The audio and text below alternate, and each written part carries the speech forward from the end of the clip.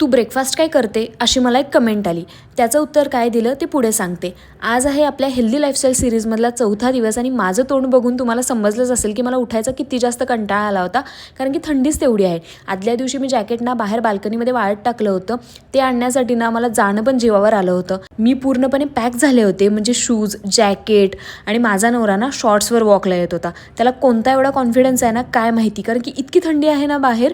पण मी तर पॅक झाले होते बाबा. आमचं वॉक करून झाल्यावर ना आम्ही नेहमीच आमचा ज्यूस प्यायला गेलो. तिथे गेल्यावर मी ABCच घेतलं आणि पार्थ ना रोज वेगवेगळे ज्यूस ट्राय करत असतो. आज त्याने आवळा आणि तुळस असं घेतलं होतं.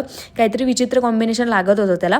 त्यानंतर मग घरी आल्यावर लिंबू पाणी घेतलं आणि रात्री भिजवलेले जे बदाम होते ना ते खाऊन घेतले. त्याच्यानंतर पटकन ऑफिसची तयारी केली. आता मी ब्रेकफास्ट काय करते ते सांगते. जर मला सकाळी खूप जास्त भूक लागली असेल ना ऑफिसला जाताना, तर मी एखादं फळ खाते आणि थोडीशीच भूक असेल किंवा भूक नसेल तर मी काहीच नाही खात.